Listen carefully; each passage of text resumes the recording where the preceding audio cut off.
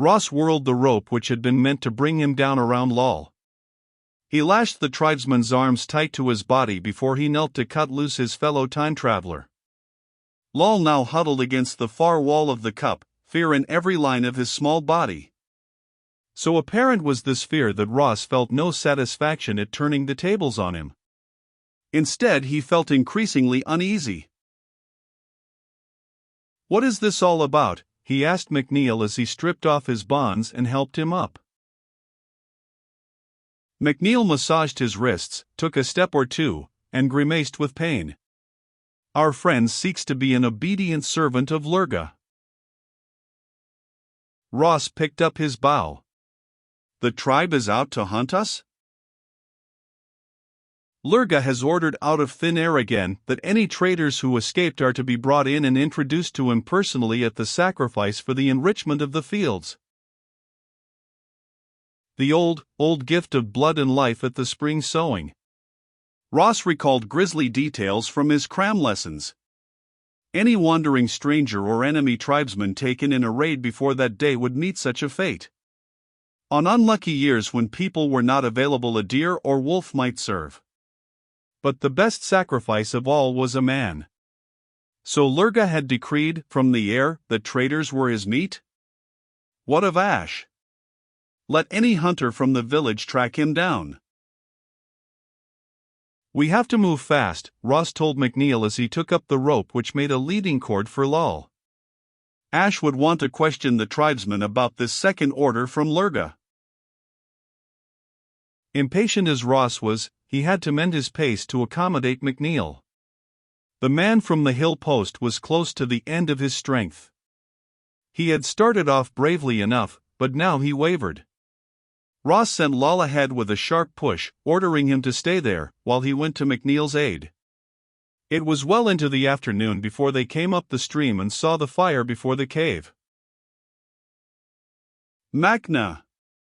Ash hailed Ross's companion with the native version of his name. "And Lal. But what do you hear, Lal of Nodrin's town?" "Mischief." Ross helped McNeil within the cave and to the pile of brush which was his own bed. He was hunting traitors as a present for Lurga. "So, Ash turned upon the tribesmen, and by whose word did you go hunting my kinsman, Lal? Was it Nodrin's? Has he forgotten the blood bond between us? For it was in the name of Lurga himself that bond was made." The tribesman squatted down against the wall where Ross had shoved him. Unable to hide his head in his arms, he brought his face down upon his knees so that only his shaggy topknot of hair was exposed. Ross realized, with stupefaction, that the little man was crying like a child, his hunched shoulders rising and falling with the force of his sobs. "Aya," he wailed. Ash allowed him a moment or two of noisy grief and then limped over to grasp his topknot and pull up his head. Lal's eyes were screwed tightly shut, but there were tears on his cheeks, and his mouth twisted in another wail. "Be quiet." Ash shook him, but not too harshly. "Have you yet felt the bite of my sharp knife?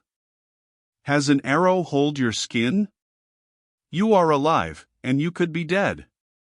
Show that you are glad you live and continue to breathe by telling us what you know, Lal." The woman Casca had displayed a measure of intelligence and ease at their meeting upon the road. But it was very plain that Lal was of different stuff, a simple man in whose head few ideas could find house room at one time. And to him the present was all black. Little by little they dragged the story out of him. Lal was poor, so poor that he had never dared dream of owning for himself some of the precious things the hill traders displayed to the wealthy of Nodrin's town. But he was also a follower of the Great Mothers, rather than one who made sacrifices to Lurga. Lurga was the god for warriors and great men, he was too high to concern himself with such as Lal. So when Nodrin reported the end of the hill post under the storm fist of Lurga, Lal had been impressed only to a point. He was still convinced it was none of his concern, and instead he began thinking of the treasures which might lie hidden in the destroyed buildings. It occurred to him that Lurga's wrath had been laid upon the men who had owned them, but perhaps it would not stretch to the fine things themselves. So he had gone secretly to the hill to explore. What he had seen there had utterly converted him to a belief in the fury of Lurga, and he had been frightened out of his simple wits, fleeing without making the search he had intended. But Lurga had seen him there, had read his impious thoughts. At that point Ash interrupted the stream of Lol's story. How had Lurga seen Lol? Because Lol shuddered, began to cry again, and spoke the next few sentences haltingly. That very morning when he had gone out to hunt wildfowl in the marshes, Lurga had spoken to him, to Lol, who was less than a flea creeping upon a worn-out fur rug. And how had Lurga spoken? Ash's voice was softer, gentle. Out of the air, even as he had spoken to Nodrun, who was a chief. He said that he had seen Lol in the hill post, and so Lol was his meat. But not yet would he eat him, not if Lol served him in other ways. And he, Lol, had lain flat on the ground before the bodiless voice of Lurga and had sworn that he would serve Lurga to the end of his life. Then Lurga had told him to hunt down one of the evil traders who was hiding in the marshes, and bind him with ropes. Then he was to call the men of the village, and together they would carry the prisoner to the hill where Lurga had loosed his wrath, and there they would leave him. Later they might return and take what they found there and use it to bless the fields at sowing time, and all would be well with Nodrun's village. And Lol had sworn that he would do as Lurga bade, but now he could not. So Lurga would eat him up. He was a man without hope. Yet, Ash said even more gently, have you not served the Great Mother all these years, giving to her a portion of the first fruits even when the yield of your one field was small? Lol stared at him, his woebegone face still smeared with tears. It took a second or two for the question to penetrate his fear-clouded mind. Then he nodded timidly. Has she not dealt with you well in return, Lol? You are a poor man, that is true. But you are not gone of belly, even though this is the thin season when men fast before the coming of the new harvest. The Great Mother watches over her own. And it is she who has brought you to us now. For this I say to you, Lol, and I, Asha of the traders, speak with a straight tongue. The Lurga who struck our post, who spoke to you from the air, means you no good. Aya, wailed Lol. So do I know, Asha. He is of the blackness and the wandering spirits of the dark. Just so. Thus he is no kin to the mother, for she is of the light and of good things, of the new grain, and the newborn lambs for your flocks, of the maids who wed with men and bring forth sons to lift their fathers' spears, daughters to spin by the hearth and sow the yellow grain in the furrows. Lurga's quarrel lies with us, Lol, not with Nodrun nor with you. And we take upon us that quarrel. He limped into the outer air where the shadows of evening were beginning to creep across the ground. Hear me, Lurga, he called into the coming night, I am Asha of the traders, and upon myself I take your hate. Not upon Lol, nor upon Nodrun, nor upon the people who live in Nodrun's town, shall your wrath lie. Thus do I say it. Ross, noticing that Ash concealed from Lol a wave of his hand, was prepared for some display meant to impress the tribesmen. It came in a spectacular burst of green fire beyond the stream. Lol wailed again, but when that fire was followed by no other manifestation he ventured to raise his head once more. You have seen how Lurga answered me, Lol. Toward me only will his wrath be turned. Now Ash limped back and dragged out the white wolfskin, dropping it before Lol. This you will give to Casca that she may make a curtain for the mother's home. See, it is white and so rare that the mother will be pleased with such a fine gift. And you will tell her all that has chanced and how you believe in her powers over the powers of Lurga, and the mother will be well pleased with you. But you shall say nothing to the men of the village, for this quarrel is between Lurga and Asha now and not for the meddling of others. He unfastened the rope which bound Lol's arms. Lol reached out a hand to the wolf's skin, his eyes filled with wonderment. This is a fine thing you give me, Asha, and the mother will be pleased, for in many years she has not had such a curtain for her secret place. Also, I am but a little man, the quarrels of great ones are not for me. Since Lurga has accepted your words, this is none of my affair. Yet I will not go back to the village for a while, with your permission, Asha. For I am a man of loose and wagging tongue, and oftentimes I speak what I do not really wish to say. So if I am asked questions, I answer. If I am not there to be asked such questions, I cannot answer. McNeil laughed, and Ash smiled. Well enough, lol. Perhaps you are a wiser man than you think. But also I do not believe you should stay here. The tribesman was already nodding. That do I say, too, Asha. You are now facing the wrath of Lurga, and with that I wish no part. Thus I shall go into the marsh for a while. There are birds and hares to hunt, and I shall work upon this fine skin so that when I take it to the mother it shall indeed be a gift worth her smiles. Now, Asha, I would go before the night comes if it pleases you. Go with good fortune, lol. Ash stood apart while the tribesman ducked his head in a shy, awkward farewell to the others, pattering out into the valley. What if they pick him up? McNeil asked wearily. I don't think they can, Ash returned. And what would you do, keep him here? If we tried that, he'd scheme to escape and try to turn the tables on us. Now he'll keep away from Nodrin's village and out of sight for the time being.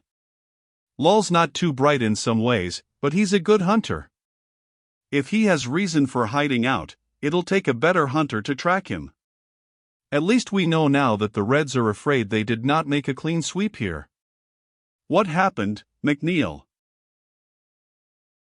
While he was telling his story in more detail, both Ash and Ross worked on his burns, making him comfortable.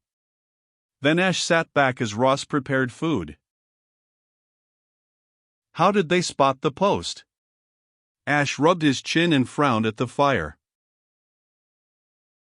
Only way I can guess is that they picked up our post signal and pinpointed the source.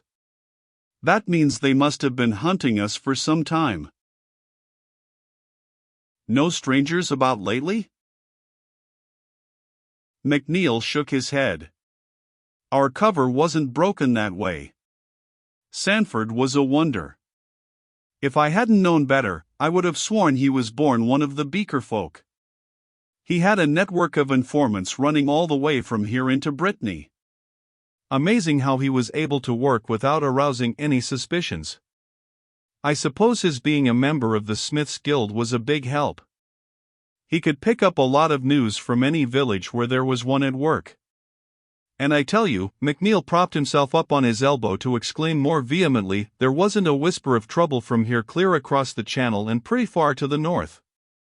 We were already sure the south was clean before we ever took cover as Beakers, especially since their clans are thick in Spain. Ash chewed a broiled wing reflectively. Their permanent base with the transport has to be somewhere within the bounds of the territory they hold in our own time. They could plant it in Siberia and laugh at us, McNeil exploded. No hope of our getting in there. No. Ash threw the stripped bone into the fire and licked grease from his fingers. Then they would be faced with the old problem of distance. If what they are exploiting lay within their modern boundaries, we would never have tumbled to the thing in the first place. What the Reds want must lie outside their 20th century holdings, a slender point in our favor. Therefore they will plant their shift point as close to it as they can. Our transportation problem is more difficult than theirs will ever be. You know why we chose the Arctic for our base? It lies in a section of the world never populated by other than roving hunters. But I'll wager anything you want to name that their point is somewhere in Europe where they have people to contend with. If they are using a plane, they can't risk its being seen.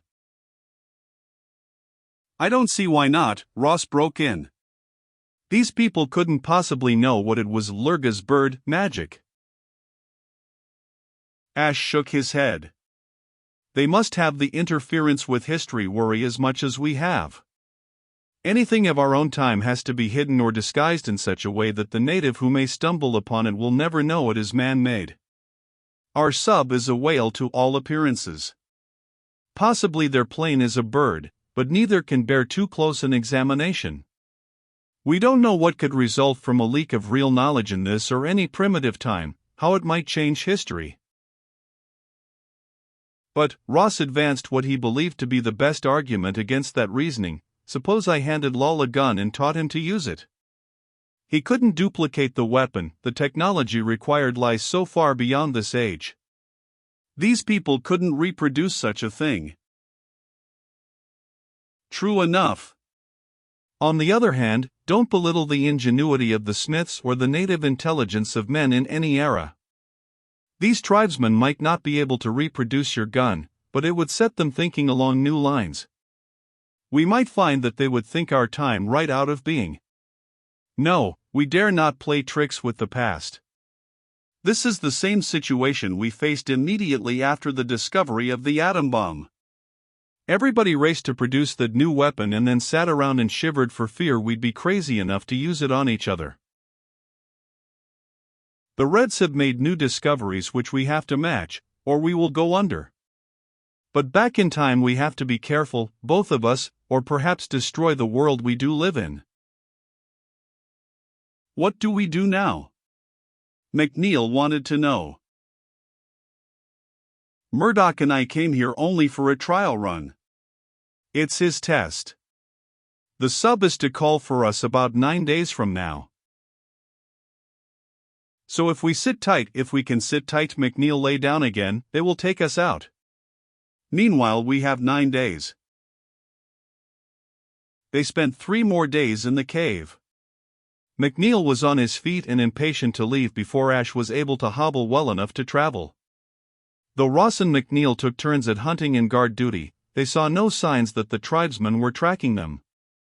Apparently Lol had done as he promised, withdrawing to the marsh and hiding there apart from his people. In the grey of pre-dawn on the 4th day Ash wakened Ross. Their fire had been buried with earth, and already the cave seemed bleak. They ate venison roasted the night before and went out into the chill of a fog. A little way down the valley McNeil joined them out of the mist from his guard post. Keeping their pace to one which favored Ash's healing wound, they made their way inland in the direction of the track linking the villages. Crossing that road they continued northward, the land beginning to rise under them. Far away they heard the blatting of sheep, the bark of a dog. In the fog, Ross stumbled in a shallow ditch beyond which lay a stubbled field. Ash paused to look about him, his nostrils expanding as if he were a hound smelling out their trail. The three went on, crossing a whole series of small, irregular fields. Ross was sure that the yield from any of these cleared strips must be scanty. The fog was thickening. Ash pressed the pace, using his handmade crutch carefully. He gave an audible sigh of relief when they were faced at last by 2 stone monoliths rising like pillars. A third stone lay across them, forming a rude arch through which they saw a narrow valley running back into the hills. Through the fog Ross could sense the eerie strangeness of the valley beyond the massive gate. He would have said that he was not superstitious, that he had merely studied these tribal beliefs as lessons, he had not accepted them. Yet now, if he had been alone, he would have avoided that place and turned aside from the valley, for that which waited within was not for him. To his secret relief Ash paused by the arch to wait. The older man gestured the other 2 into cover. Ross obeyed willingly, though the dank drops of condensing fog dripped on his cloak and wet his face as he brushed against prickly-leafed shrubs. Here were walls of evergreen plants and dwarfed pines, almost as if this tunnel of year-round greenery had been planted with some purpose in mind. Once his companions had concealed themselves, Ash called, shrill but sweetly, with a bird's rising notes. 3 times he made that sound before a figure moved in the fog, the rough gray-white of its long cloak melting in the wisps of mist. Down that green tunnel, out of the heart of the valley, the other came, a loop of cloak concealing the entire figure. It halted right in back of the arch, and Ash, making a gesture to the others to stay where they were, faced the muffled stranger. Hands and feet of the mother, she who sows what may be reaped. Outland stranger who was under the wrath of Lurga, the other mocked him in the voice of Casca. What do you want, outlander, that you dare to come here where no man may enter? That which you know. For on the night when Lurga came you also saw. Ross heard the hiss of a sharply drawn breath. How knew you that, outlander? Because you serve the mother and you are jealous for her and her service. If Lurga is a mighty god, you wanted to see his acts with your own eyes. When she finally answered, there was anger as well as frustration in her voice. And you know of my shame then, Asha. For Lurga came on a bird he came, and he did even as he said he would. So now the village will make offerings to Lurga and beg his favor, and the mother will no more have those to hearken to her words and offer her the first fruits. But from whence came this bird which was Lurga, can you tell me that, she who waits upon the mother? What difference does it make from what direction Lurga came? That does not add nor take from his power. Casca moved beneath the arch, or does it in some strange way, Asha? Perhaps it does. Only tell me. She turned slowly and pointed over her right shoulder. From that way he came, Asha. Well did I watch, knowing that I was the mother's and that even Lurga's thunderbolts could not eat me up. Does knowing that make Lurga smaller in your eyes, Asha? When he has eaten up all that is yours and your kin with it? Perhaps, Asha repeated. I do not think Lurga will come so again. She shrugged, and the heavy cloak flapped. That shall be as it shall be, Asha. Now go, for it is not good that any man come hither. Casca paced back into the heart of the green tunnel, and Ross and McNeil came out of concealment. McNeil faced in the direction she had pointed. Northeast, he commented thoughtfully, the Baltic lies in that quarter.